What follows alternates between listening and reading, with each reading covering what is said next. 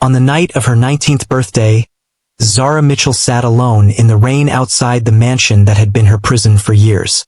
Her wheelchair was already soaked through.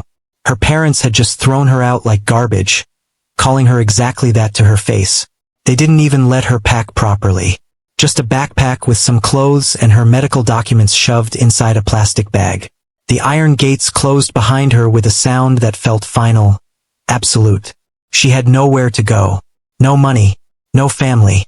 The city of Neo-Seoul Heights stretched out before her, cold and indifferent, its towers glowing against the night sky like they were mocking her. This is the story of how that abandoned girl became the most feared woman in the criminal underworld. Her mother's last words still echoed in her head. "You've been nothing but a financial drain and an embarrassment.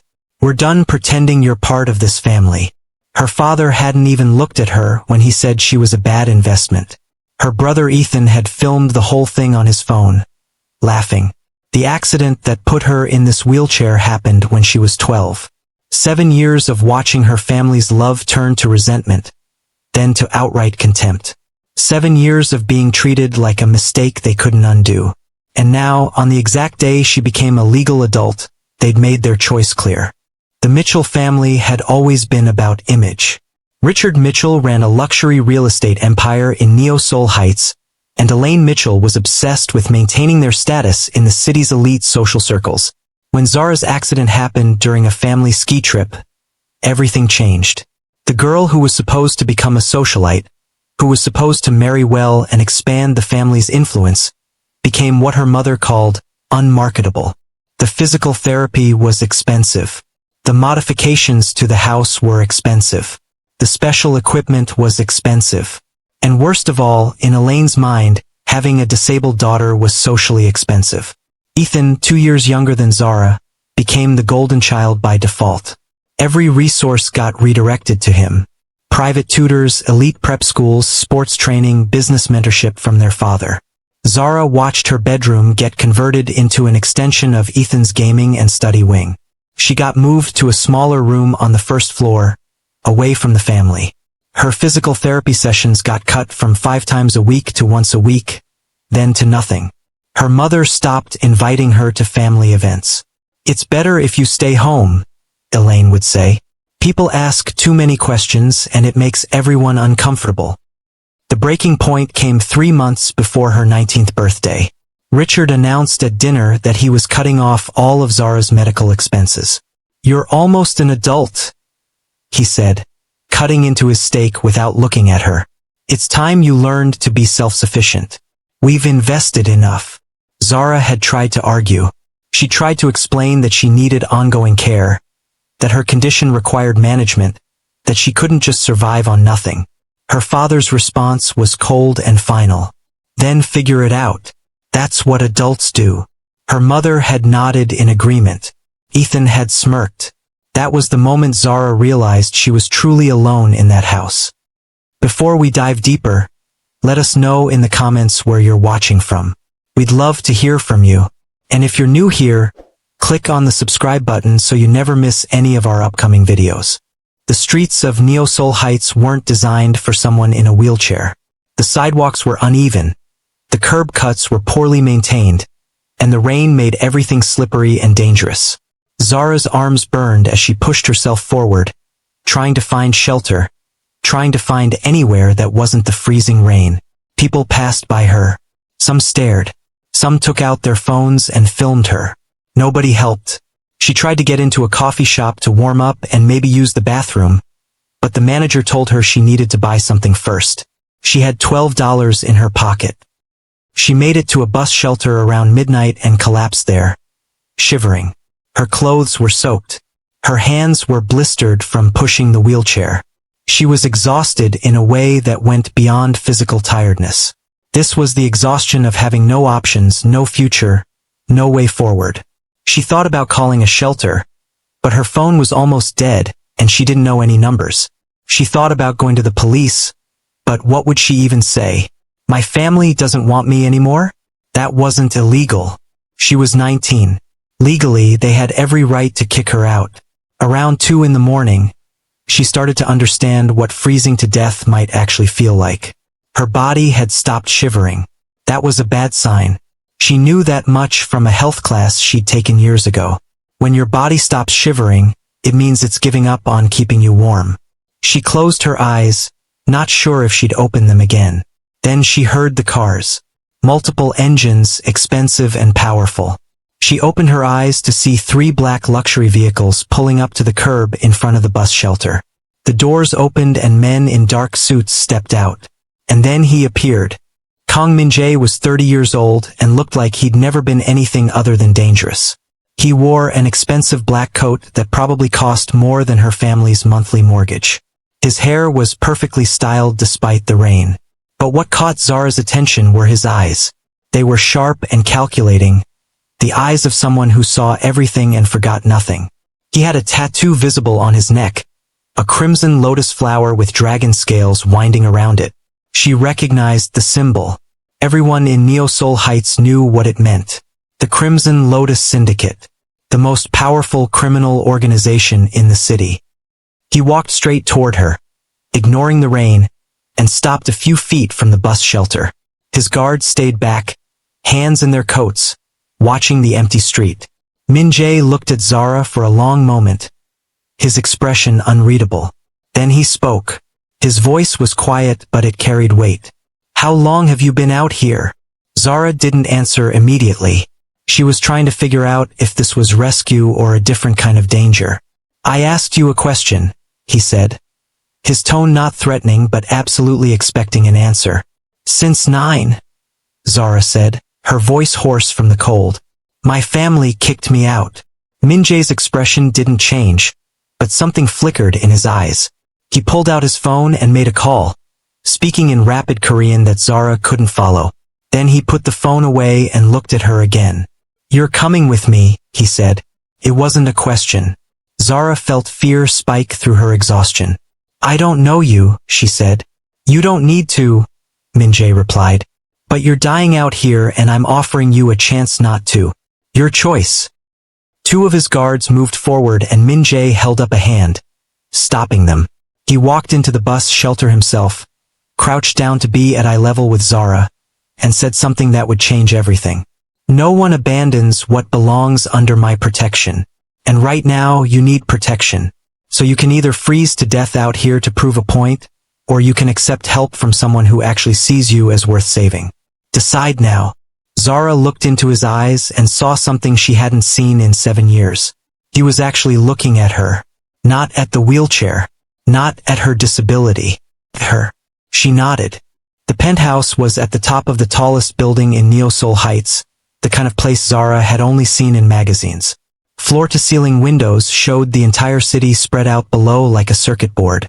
The interior was sleek and modern, all clean lines and expensive materials. But what stood out was the security. Armed guards at every entrance. Cameras everywhere. Reinforced doors that looked like they belonged in a bank vault. This wasn't just a luxury apartment. This was a fortress. Min-jae's guards helped Zara out of her wet clothes and into a warm bathroom. A woman appeared, introduced herself as Lee, and helped Zara into a hot shower. Lee didn't ask questions, didn't make comments, just provided clean clothes and showed her to a bedroom that was bigger than her entire first-floor room at her parents' house. The bed had been modified with handles and supports. The bathroom was fully accessible. Someone had prepared this room specifically for someone in a wheelchair. "How did you know?" Zara asked Lee. "Boss makes sure every room can accommodate any need," Lee replied. He believes in being prepared. When Zara was finally warm and dry, Lee brought her to a dining room where Min-jae was waiting.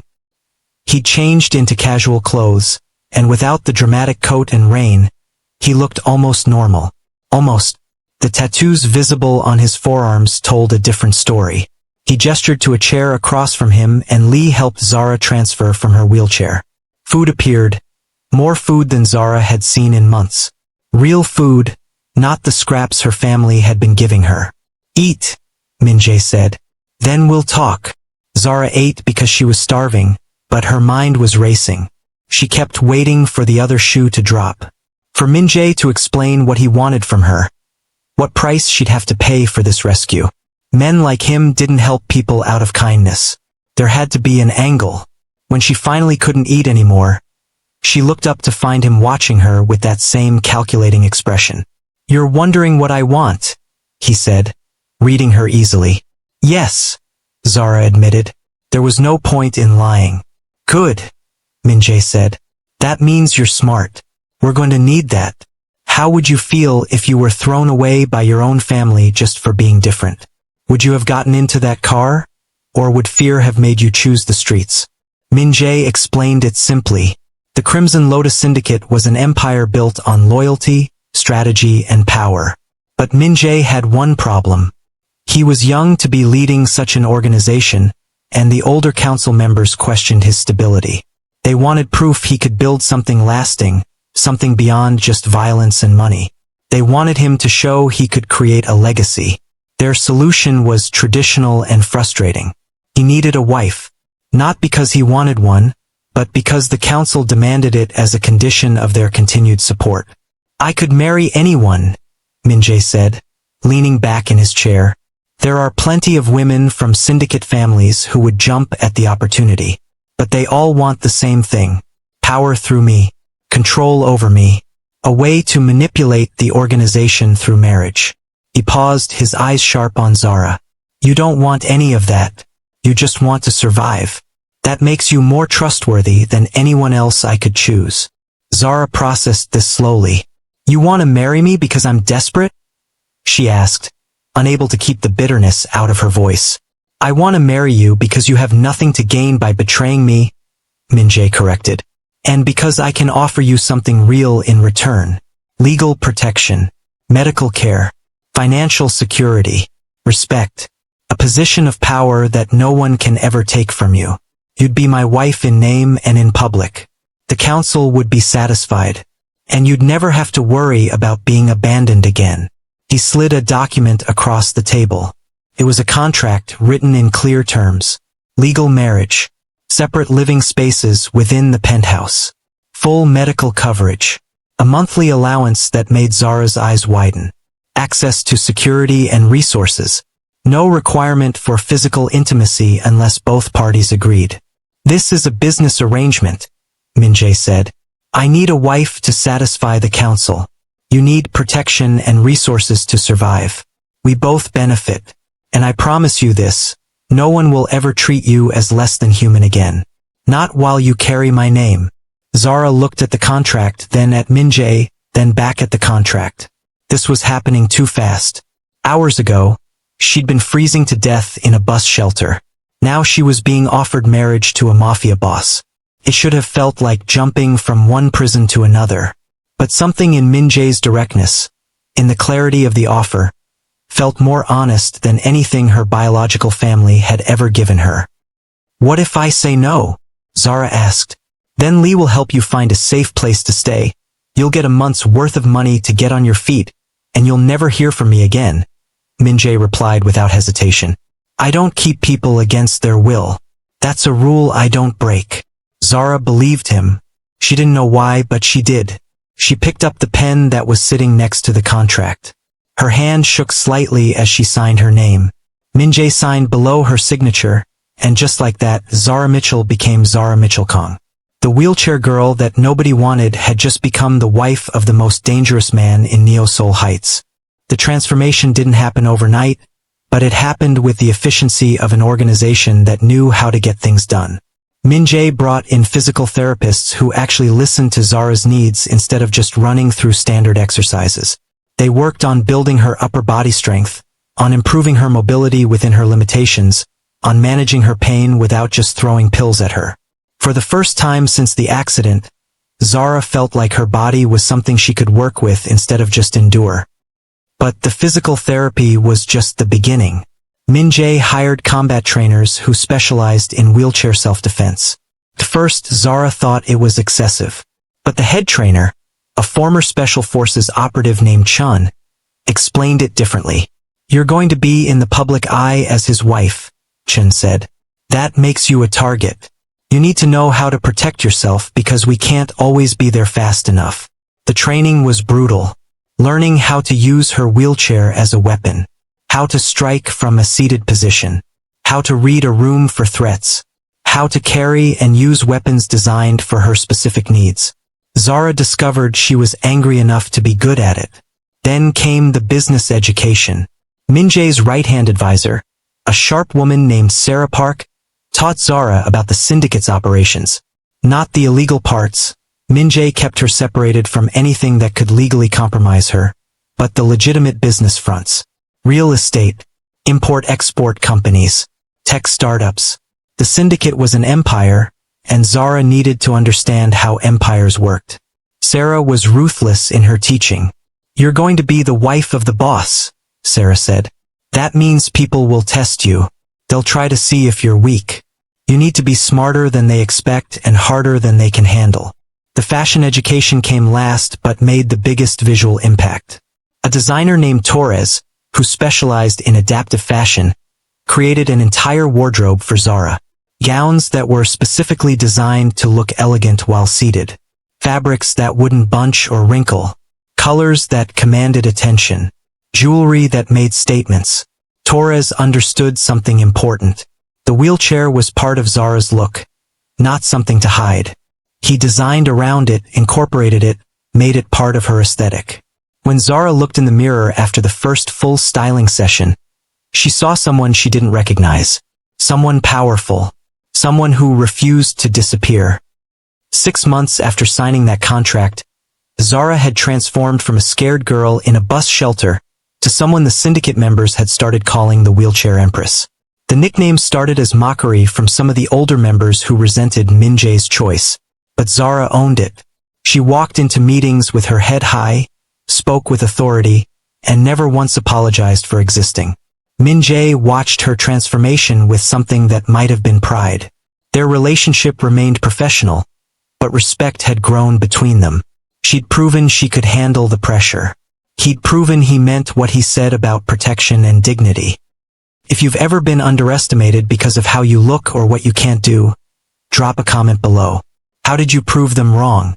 The gala was Neo Seoul Heights' biggest annual charity event, attended by everyone who mattered in the city's elite circles. Min-jae had never brought a date before. His arrival with Zara sent shockwaves through the room before they even made it past the entrance. The press was everywhere. Cameras flashed. Reporters shouted questions. And Zara rolled into that chaos wearing a custom crimson gown. Her wheelchair's chrome framework polished to mirror brightness. Her head held high. The message was clear.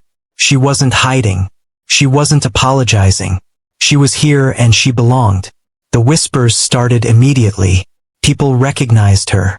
The Mitchell family was well known in these circles, and the scandal of them throwing out their disabled daughter had been gossip fodder for months. Now here she was, on the arm of Kang Min-jae, looking like royalty. The cameras loved it. Within an hour, photos were trending on every social media platform.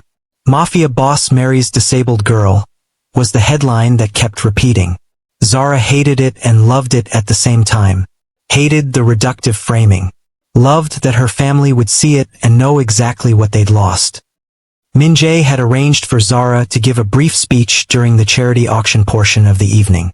She'd been nervous about it, but Sarah had coached her through it. "Speak from the truth," Sarah had said. "That's more powerful than any script."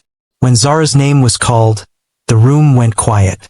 She rolled up to the microphone, looked out at the sea of faces, some curious, some hostile, some sympathetic, and began. "I was thrown away because people decided I wasn't worth the investment," she said, her voice steady and clear. "Because a wheelchair made me invisible to the people who were supposed to love me most. But invisibility is a choice that others make. I refuse to accept it." The speech was short, but it landed hard. She talked about dignity, about the way society treats disability as a tragedy instead of just a fact of life, about the strength it takes to survive in a world that's built to exclude you. She didn't mention her family by name, but everyone knew who she was talking about. When she finished, the applause was thunderous. Not polite charity applause. Real applause. Min-jae stood beside her, his hand on her shoulder, and the cameras caught that moment. The image would be on the front page of every news outlet in the city by morning. Zara Mitchell Kang had just announced herself to the world. Richard Mitchell was having drinks with business partners when his phone started blowing up with notifications. He pulled it out, annoyed, and then went completely still as he saw the headlines. Photos of Zara at the gala. Videos of her speech. Articles about her marriage to Kang Min-jae. His face drained of color. The men he was drinking with had their phones out too, and the looks they were giving Richard ranged from shock to disgust. "That's your daughter, isn't it?" one of them asked. Richard didn't know how to answer. Elaine found out at her weekly society luncheon when one of the other women showed her a tablet with the news pulled up. The table went silent. Every woman there knew the story. Elaine had complained often and loudly about her disabled daughter being a burden. She told these women that Zara was better off on her own, that the family had done everything they could, that sometimes you had to make hard choices. Now those same women were looking at her like she was something they'd scraped off their shoes. "You threw her out and she married into the Crimson Lotus?" one woman said, her voice dripping with something between awe and horror. "Do you have any idea what you've done?" Ethan was in his gaming room when his phone started pinging with messages from friends. He opened them to find links to articles about his sister. First, he laughed. The idea of Zara with some mafia boss was ridiculous. But then he started reading, started seeing the photos, started understanding what this meant. His parents had thrown out the girl who was now connected to the most powerful criminal organization in the city. The girl who could destroy them with a single word if she wanted to. Ethan felt something he'd never associated with his sister before. Fear. The call came 3 days after the gala. Zara was in her study, working through language lessons, when her phone rang with a number she deleted but still recognized. Her mother. For a moment Zara considered not answering. But curiosity won. She picked up. "Zara, sweetheart." Elaine's voice came through, honey sweet and completely fake. "I saw the news. I'm so happy for you. We should talk. Maybe you could come to dinner? The family misses you so much." Zara let the silence stretch out for a moment before responding. Her voice was cold and level. "You threw me out 6 months ago. You called me a financial drain. You said I was unmarketable. Now you want me to come to dinner." Elaine's composure cracked slightly. "We made mistakes. We were stressed. But family is family, right? We can move past this." Zara almost laughed. "You want to move past this now that I'm useful again? Now that I have connections you want?" "That's not fair," Elaine said. And now there was an edge to her voice. "We raised you. We took care of you after the accident." "You resented me after the accident," Zara corrected. "You made sure I knew every single day that I was costing you money and embarrassing you. You took away my therapy. You converted my bedroom. You stopped inviting me to family events. And when I turned 19, you threw me out in the rain with nothing. So no, mother. I won't be coming to dinner. I won't be moving past this. And I won't be pretending we're family." Elaine's voice turned sharp. "You're making a mistake. You think that man actually cares about you? He's using you. And when he's done, you'll have nothing again." Zara smiled, even though her mother couldn't see it. "Maybe he is using me, but at least he's honest about it.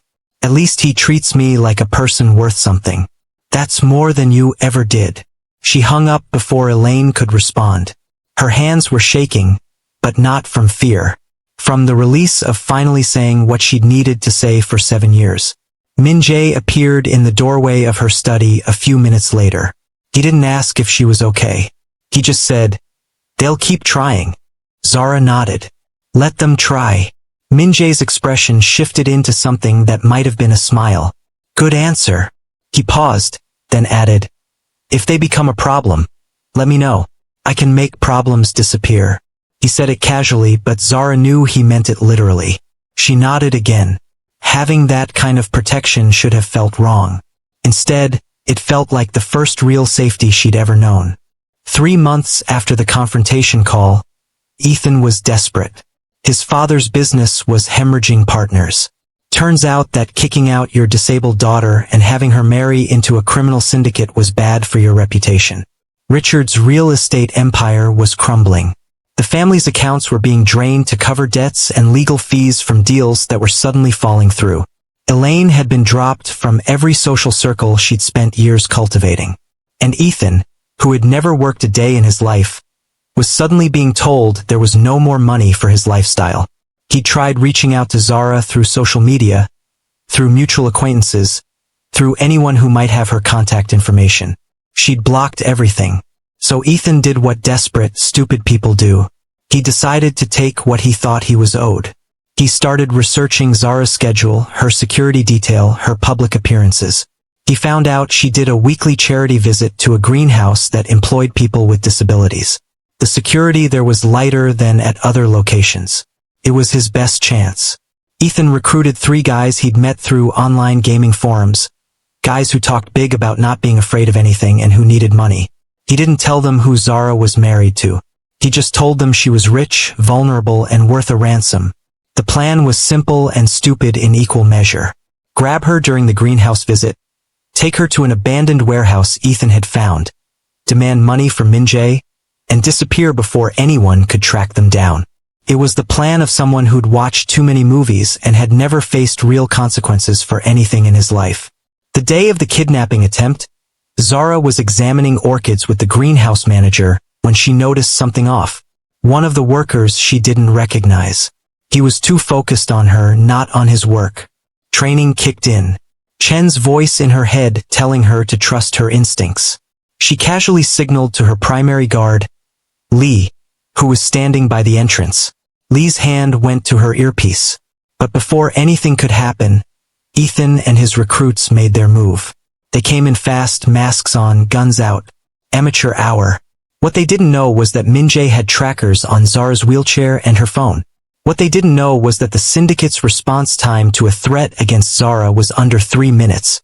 What they didn't know was that the abandoned warehouse they'd chosen was actually Syndicate property that Min-jae had been watching for weeks after getting intelligence that someone was planning something stupid. Ethan's crew managed to get Zara into a van. They managed to drive exactly 4 blocks. Then the Syndicate's vehicles surrounded them, and everything went sideways fast. Min-jae personally led the extraction. The van was forced to stop. Doors were ripped open. Ethan's recruits were pulled out and dealt with by Syndicate security. Min-jae himself found Ethan cowering in the back of the van. Mask off, gun dropped, hands up. For a long moment, Min-jae just looked at him. Then he spoke, his voice quiet and absolutely terrifying. "You tried to take my wife." It wasn't a question. Ethan stammered something about needing money, about the family falling apart, about just wanting what was fair. Min-jae backhanded him across the face hard enough to split his lip. Zara was pulled from the van by Lee, checked for injuries, found to be unharmed but furious. She rolled up to where Min-jae had Ethan pinned against the side of the van. Ethan looked at her, blood on his chin, terror in his eyes. "Zara, please," he said. "We're family." Zara's expression didn't change. "You filmed me being thrown out and laughed about it. You're not my family. You're just someone who shares my DNA. There's a difference." She looked at Min-jae. "He's not worth killing. But he needs to understand what happens when you come after what's yours. Have you ever wanted revenge on people who hurt you? How far would you go?" Min-jae didn't kill Ethan, but what he did was arguably worse. He dismantled the Mitchell family's entire existence piece by piece. The real estate empire that Richard had built over 30 years collapsed in 3 weeks. Suddenly every loan was called in. Every business partner backed out. Every deal fell through. Inspectors found violations in every property. Lawsuits appeared from buyers claiming fraud. It was systematic and brutal. Richard tried to fight back, tried to leverage connections, tried to call in favors. But no one wanted to cross Kang Min-jae for the family that had thrown away their daughter. Elaine's social destruction was even more surgical.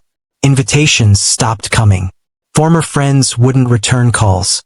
The charities she'd chaired asked her to step down.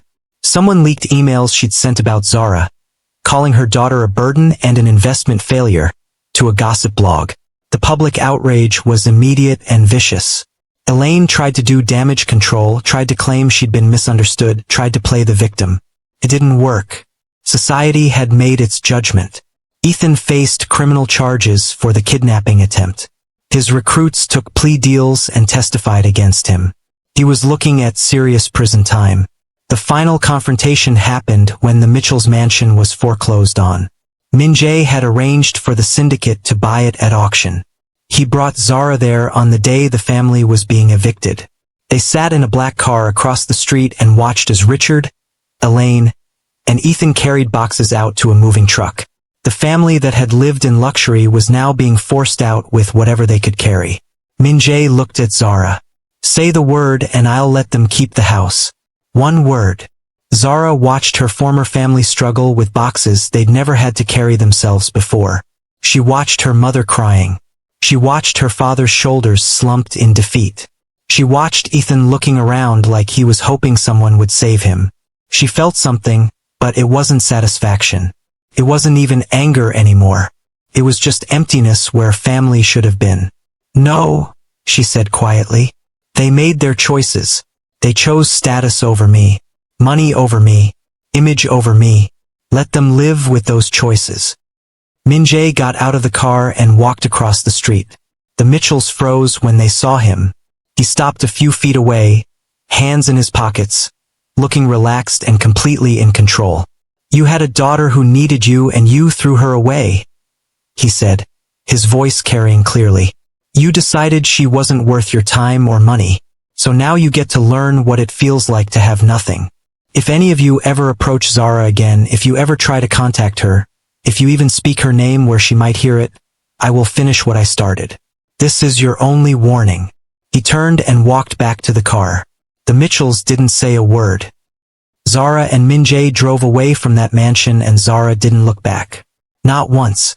Min-jae reached over and squeezed her hand briefly. It was the first genuinely affectionate gesture he'd made in their entire arrangement. "You did good," he said. Zara nodded. She'd survived being abandoned. She'd built herself into something powerful. And she'd faced the people who'd hurt her without breaking. That was its own kind of victory. 1 year later, Zara stood in front of a new building in Neo-Seoul Heights. The sign above the door read Phoenix House, a home for abandoned youth. It was her project, funded entirely by her and operating independently from the Syndicate. A place where kids who'd been thrown away by their families could find safety, resources, and a path forward. A place that didn't care about disability or image or any of the superficial things that made people disposable in the eyes of others. Min-jae stood beside her, his hand resting on her shoulder in that gesture that had become familiar over the months. Their relationship had evolved beyond the business arrangement they'd started with. They weren't in love. Zara didn't know if Min-jae was capable of love in the traditional sense. But they were partners in every way that mattered. They trusted each other. They protected each other. They'd built something real in the space between a mafia empire and a second chance. The Syndicate had accepted Zara completely. She attended council meetings. She managed legitimate business operations. She'd become exactly what Min-jae had promised she could be. Untouchable. The disability foundations she'd started were gaining international attention. She'd become a speaker, an advocate, someone who refused to let anyone's story end just because the world decided they weren't worth investing in. She used her platform to talk about ableism, about family rejection, about the strength it takes to survive when the people who should love you decide you're not enough. Her social media following was massive. Her influence was real. She'd gone from invisible to impossible to ignore. On the night of the Phoenix House opening, as Zara watched the first group of kids move into their new rooms, she thought about that girl in the bus shelter. Cold, wet, abandoned, and certain she was going to die. That girl had become this woman, the wheelchair Empress of Crimson Lotus, a queen who built her throne from the ashes of rejection. Min-jae came up beside her and looked at the building. "You did this," he said. "We did this," Zara corrected. He nodded, accepting the truth of that. They threw away a girl in a wheelchair on her 19th birthday, certain she was worthless. They created a queen who would never bow to anyone again. Blood doesn't make family. Loyalty does. Protection does. Respect does. Zara had learned that the hard way, and she'd built an empire on that truth. The Mitchell family was still out there somewhere, struggling and broken. She didn't think about them much anymore. They'd lost their power over her the moment she stopped needing their approval to know her own worth. That was the real victory. Not revenge. Not destruction. Just the absolute certainty that she was worth everything they said she wasn't. And nothing they did or said could ever take that away again. If the story moved you, hit that subscribe button and share it with someone who needs to hear it. What would you have done in Zara's position? Let us know in the comments below.